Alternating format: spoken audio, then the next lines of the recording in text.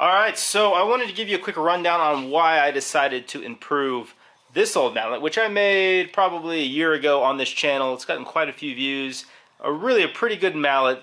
One problem I ran into with it that recently started happening is the head has come a little loose off the handle.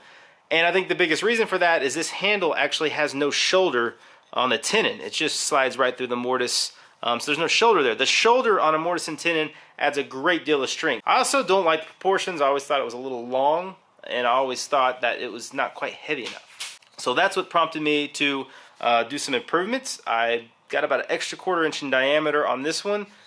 I think we're a 1/2 inch shorter, which I like the look of that a little better.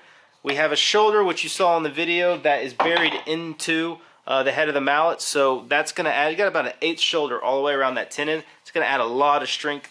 This is one of the cool things about being a furniture maker is you should make your own tools. I encourage y'all to do that. You make your tools, you use them, you find things wrong with them, and then you improve them until finally you have the perfect design. I don't know if this is it or not, but I feel pretty good about it. I've always liked the feel of the handle, so I didn't change that. So we'll see. I'll give this 6-7 months of use, get used to it, and we'll see how it holds up. I also want to mention, if you're interested in dimensions and size on this mallet and you want to make it, my blog will have that info, so you can head over to that. I'm going to try to keep that a little bit more up to date. I've been a little slacker on that, which it's understandable. I got a lot going on, but I'd like to relay information about my builds over on that. So that is in the link to that is in my description. You can go check it out. It's called Go and Make It. Finally, I want to remind you, most of you probably already know about this, but if you're new, I have a second channel I just started at the beginning of the year called Have It Made that I'm super passionate about. It's basically me documenting other craftspeople, taking the camera out of my shop and going to other people and showing what they do.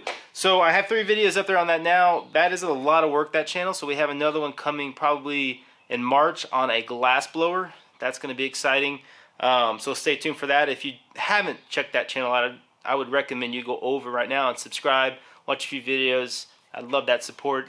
As always, I appreciate you guys tuning in, and I will see you next time.